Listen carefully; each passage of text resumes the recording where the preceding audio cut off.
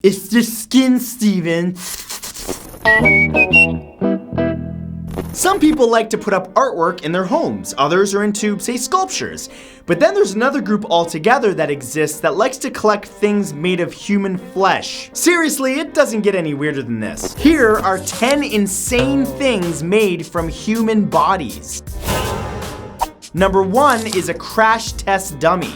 Many automakers use crash test dummies to test the safeties of their vehicles. But what you probably didn't know is some of them use real human bodies for these tests. To make the outcome more realistic, air is pumped into the corpse's lungs and they're fastened into a seat with the driver's hands attached to the wheel, usually through a bit of glue or some string. After the vehicle is slammed into a wall, a simulated obstacle like a pole or highway median, or even rolled down a hill, specialists are brought in to determine where on the body damage was taken. As it turns out, using the dead is a much cheaper alternative to using crash test dummies that we see in commercials. Reports show that between 1970 and 1999, over 300 bodies were used in crash testing by Daimler-Benz alone, a German company, with some corpses even being those of children.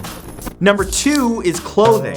While it may seem bizarre and just really disgusting, wearing another person's body parts as attire is far from rare according to history. It's been documented that some native tribes took trophies from their victories and added them to their own attire. Aztec priests used to actually wear the flayed skin of young men while dancing about the city in the hopes that the gods would grant them good harvest. Research also shows that in 1794, during the Reign of Terror in France, political leader Antoine Saint-Just had a woman executed, flayed, and then turned into a fashionable waistcoat. In fact, it's been said that turning human skin into clothing was pretty normal during the French Revolution, as the leather it becomes through drying is of pretty decent quality.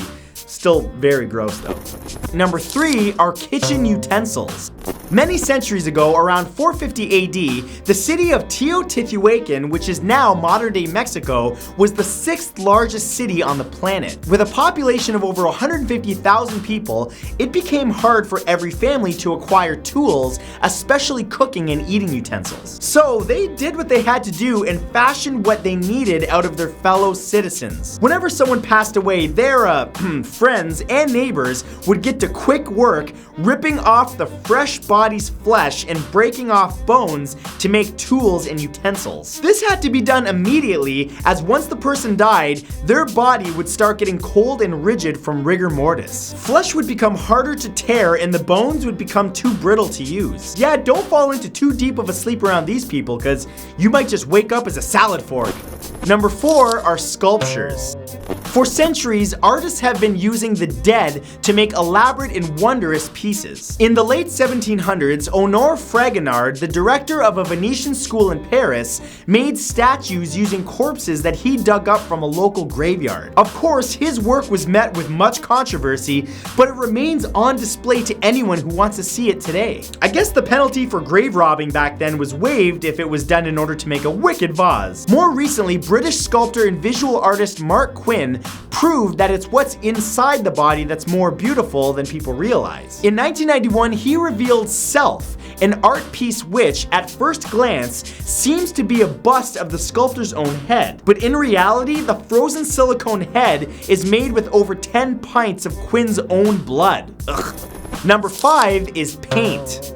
For some people, being cremated or buried isn't good enough. They want to live on, and what better way than through painting? Between the 16th and 17th centuries, painters were known to use a rich brown paint in their work that was, color-wise, somewhere between raw umber and burnt umber. The color was called mummy brown, and it got that name because it was, well, you guessed it, made of mummies. Mummy brown was made up of pitch, myrrh, and the ground-up bodies of mummified corpses. This paint was used by a number of artists right up until the late 19th century, when it became well known for where the color came from. Incredibly, that didn't stop the paintings from selling, and bodies continued to end up on canvases right up until 1960, when the process was finally stopped. But hey, if you'd rather not be mummified first, you can always have your blood drained and given to Vincent Castiglia, a 34-year-old Brooklyn painter who creates his work using human blood. That's just creepy. Number 6 is a classroom skeleton.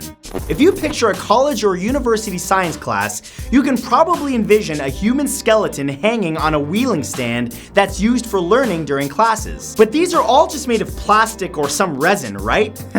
No. As it turns out, you can actually will your dead body to not only science, but scientific display. Companies such as Skulls Unlimited in Oklahoma City will accept remains, clean them thoroughly, and give them to the institution of your choice. They even have a number of skeletal options for sale if you're already affiliated with the medical, scientific, or educational community. Just think, you could be hanging in Professor Middleton's biology class. Alternatively, if you want your skeleton to be given to your favorite pub, your church, or even given as a terrifying gift to a friend, all of these are actually possible if you know the right strings to pull. Personally, I've already decided that when I die, I'm going to donate my skeleton to Rob Dyke for the Seriously Strange set with the inscription "Together Forever." Well, nothing like spending the afterlife hanging up in a pub in front of a whole bunch of drunken people surrounded by Guinness.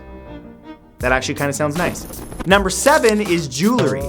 If you thought turning man skin into a leather-like clothing was weird, well, brace yourself, because after the skin goes, there's still more wearable parts left. Human hair and teeth have been made into necklaces, rings, and bracelets by a number of artists looking to get a wow from those who see them. Back in the Victorian era, you could actually get rings and brooches made from the knotted or braided hair of a recently deceased loved one, and nobody would even bat an eye. Even today, a number of stores, most of which are online, can turn that loved one's hair, teeth, blood, muscles, or even in rare cases, their organs, into something that you can wear. Native American tribes were known to wear the bones of their enemies, but some went as far as to have the tibia of some that they defeated put into their face as a septum piercing that they called the oast. Additionally, some people want to remember their lost loved ones by wearing vials of their blood around their necks.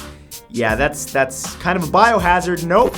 Number 8 is a magician's prop. All right, for my next trick, I'm gonna need a volunteer from the cemetery. Throughout history, people's love of magic has mixed in with their secret love of the macabre. This has led to many magicians using actual corpses as their volunteers for a number of different illusions. In 1818, illusionist Andrew used electricity to seemingly reanimate a corpse, a trick that he'd learned from Luigi Galvani, who did the same thing decades earlier. Of course, Galvani used a frog in his trick instead of a person, but really wanted to go for shock value, no pun intended. His tricks left a bad taste in his audience's mouth, so the practice of using cadavers was put to an end. That is, until Criss Angel came along and reignited people's morbid interest. In 2013, for his show Believe, Angel used the dead body of Robert Michaels, which he seemed to bring back to life in front of a room of skeptics and medical experts. Number 9 are musical instruments. Just because your soul has left your body doesn't mean that you're done making music. Keep the good times rolling by having a loved one turn you into a musical instrument, and then hope people aren't too nauseated by the idea to play it. Using a human thigh bone, Tibetan Buddhist monks created such an instrument called the kangling, a word that literally means leg flute. The bone is usually taken from a criminal or someone who was killed in a violent way, but really any femur will do. Though you couldn't play an advanced tune, such as Mary Had a Little Lamb on it, you could definitely make an ominous and chilling sound, which is probably why it's only really used in ceremonies, such as when proving fearlessness and summoning hungry demons to take in their fill of sufferings of the person playing it. Yeah, that all sounds fun. Just your classic leg bone demon summoning flute. Bones have also been made into percussion instruments that you can even fashion into some decent drumsticks. And number 10 are books. The practice of making books out of human skin goes back centuries, and not only do such tomes exist already from the past, but some are just now being created. Known as anthropodermic bibliopagy, the process of covering books with a human being's flesh is believed by many to capture the dead individual's soul and bind it to the pages. This has led to the theory that many of these books are haunted or cursed. One example is in the Bristol Record Office in the United Kingdom. There's a book that details details the murder of a 17-year-old woman named Eliza Balsam, who was killed by a stone hurled at her by 18-year-old John Horwood. It was written by a doctor who tried to save the girl's life. Horwood was hanged for the murder, and upon completion, the book was covered in the teenager's skin. Yeah, that's a logical thing to do. I'm done now. So those were 10 insane things made from human bodies. But I want to know, what do you guys think of these? Is it barbaric to make things out of people, or is it okay? Leave your comments below because I'm going to be looking through them and I'm going to pin the best one to the top. But as always, thank you guys so much for coming by today. Remember to come back tomorrow and every weekday at exactly 3 p.m. Eastern Standard Time because I'll have a brand new video for you. I'll see you then.